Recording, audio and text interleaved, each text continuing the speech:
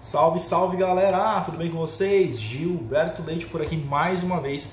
Hoje repara que eu não estou no meu estúdio, né? Não tem uma luz ideal, não tem um áudio ideal, mas eu estou aproveitando um tempinho para poder gravar uma revisão da tutoria para medicina da primeira etapa no primeiro módulo, tá? Então eu sou aluno de medicina de uma universidade que trabalha com metodologias ativas, sobretudo o PBL, né? E aí a gente tem vários tópicos para discutir e depois, né, depois de cada módulozinho a gente faz uma avaliação disso, né?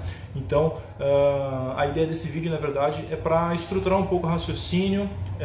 Professor, você vai falar o que cai na prova? Cara, não sei o que cai na prova, eu não fiz a prova ainda, mas isso aqui é uma revisão do que eu acho, né, o que eu julgo como os pontos principais aí que a gente precisa sim prestar atenção. Então, siga nesse vídeo, vamos tentar fazer uma revisão dos 5 problemas abordados em tutoria e também dos temas abordados nas práticas funcionais e também na morfofuncional. São as 3 disciplinas que englobam a primeira prova do módulo 1 da tutoria para a primeira etapa de medicina, né, o primeiro semestre, beleza? Então, roda a vinheta e depois a gente vai já falar sobre a super revisão desse primeiro módulo.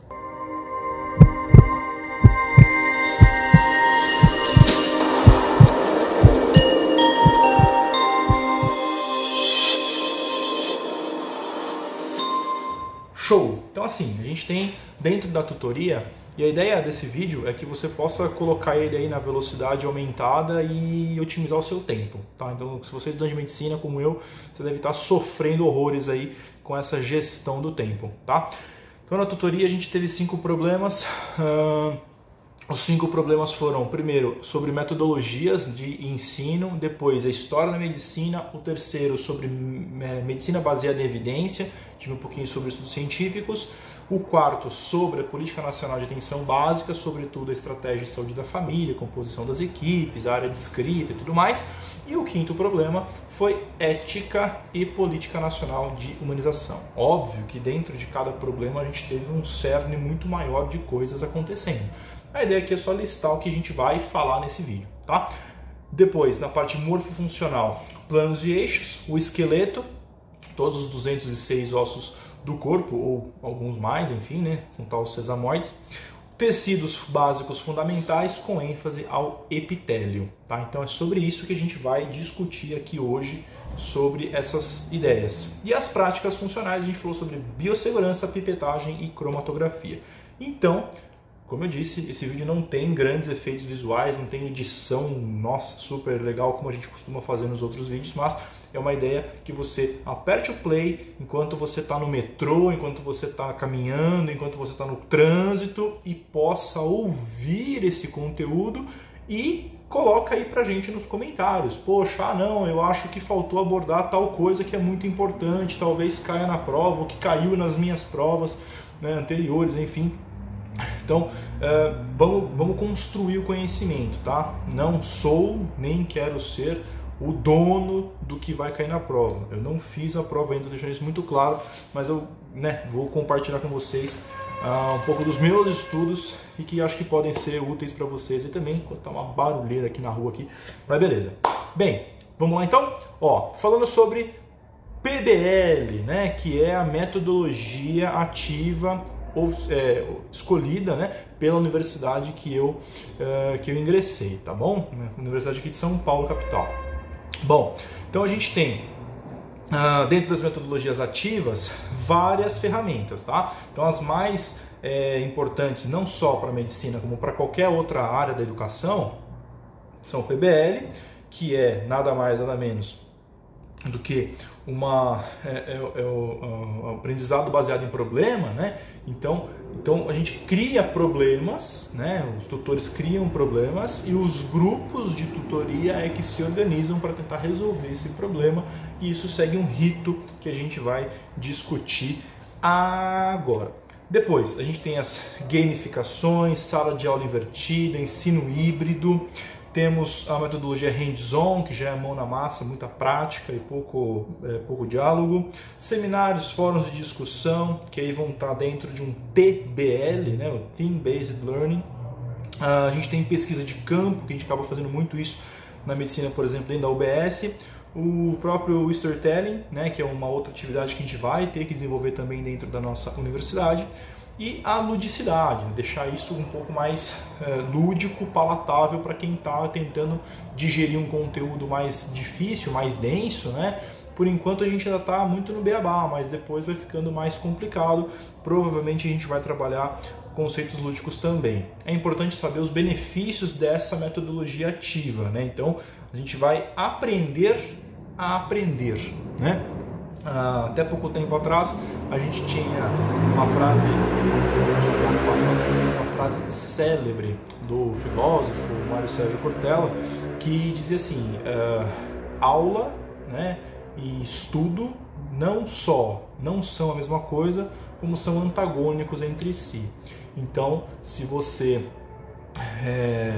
está tendo aula, né? Aula é um processo coletivo e passivo. Você senta a bunda na cadeira e alguém com mais experiência do que você fala alguma coisa. Isso é aula, né? E o estudo não. O estudo é antagônico. O estudo é um processo individual e ativo. Então você vai lá, senta, estuda, procura o que você tem que descobrir e vai atrás dessa informação. Então você caça a informação.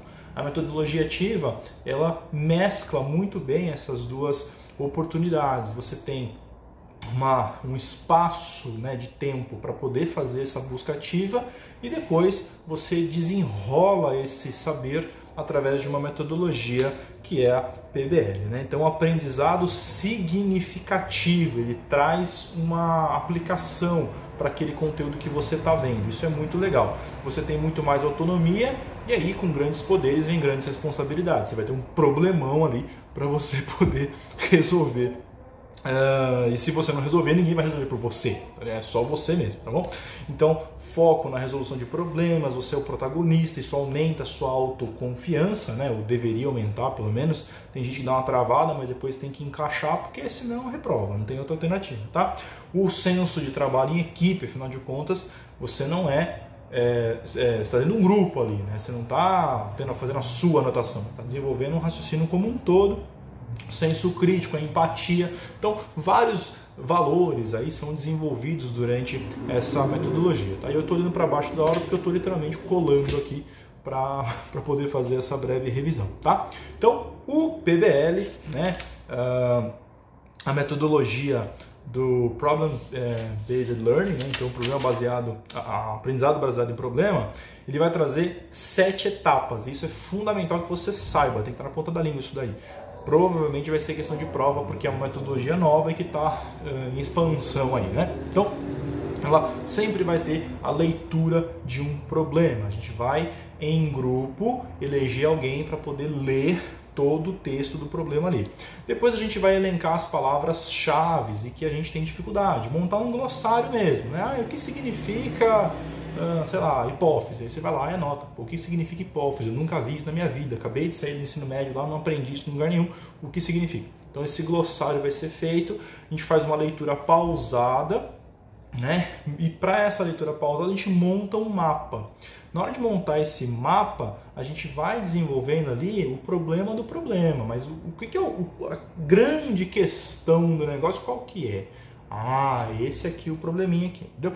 Então, essa construção de mapa a gente não discute ainda, né? A gente só coloca de uma forma visual, uma forma gráfica, o texto que eu acabei de ler. Então, você está trabalhando mais esse texto. Basicamente, é isso aí que você faz. Depois, a gente faz uma discussão disso, né? Então, olha, o que será que aconteceu para que as coisas acontecessem da forma que aconteceram? Nossa, fiquei super redundante agora, né? Aconteceu. Mas enfim, então, como chegamos aqui, né? A gente discute isso daí, a gente elenca uma hipótese ou várias hipóteses do porquê que isso é realmente um problema e traça os objetivos a serem respondidos num segundo momento. Então essas 7 etapas fazem parte da abertura de um problema no método PBL. Vamos repassar? Leitura do problema, glossário, leitura pausada, construção do mapa, né? Com elencação aí do problema, a discussão em grupo, elencar as hipóteses e traçar os objetivos. Então são 7 etapas da metodologia PBL.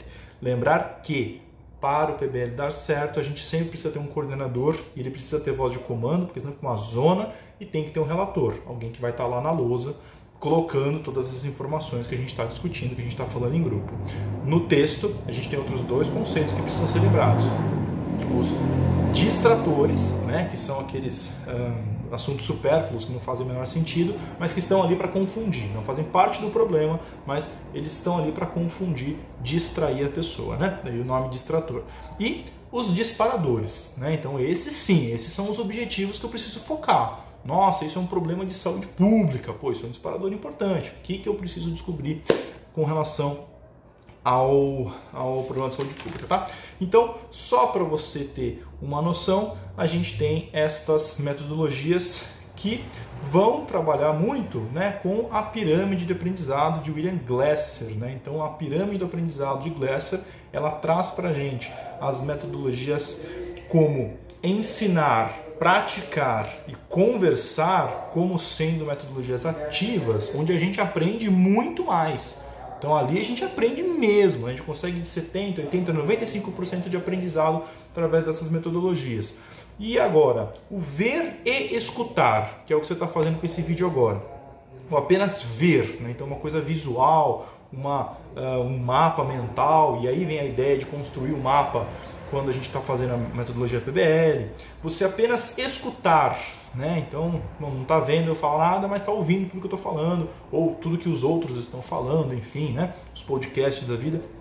Então, escutar e só ler, né? Pegar o texto e ler rapidão, assim, corrido, são metodologias passivas, né? Então, ler, escutar, ver e escutar juntos, né?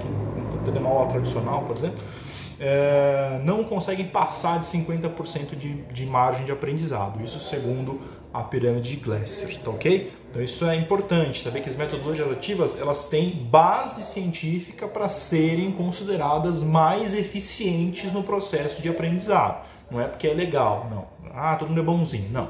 E, claro, estão dentro das diretrizes curriculares nacionais para o curso de medicina, que isso seja uma opção muito buscada dentro das universidades de medicina, a ideia do PBL, tá ok? Quando a gente pensa na construção dos objetivos, na abertura, para serem respondidos no fechamento, a gente utiliza a taxonomia de Bloom, né? Então, o que é isso? Qual verbo que vai estar no infinitivo lá vai guiar a minha pesquisa, né? Então, eu quero apenas citar quais são os componentes da equipe de saúde da família. Não, citar, é fulano, ciclano, beltrano e acabou. Não, eu quero conhecer os membros. Então eu tenho que citar, eu tenho que saber o que faz, eu tenho que saber como é que se comporta, como é que se interage, entendeu?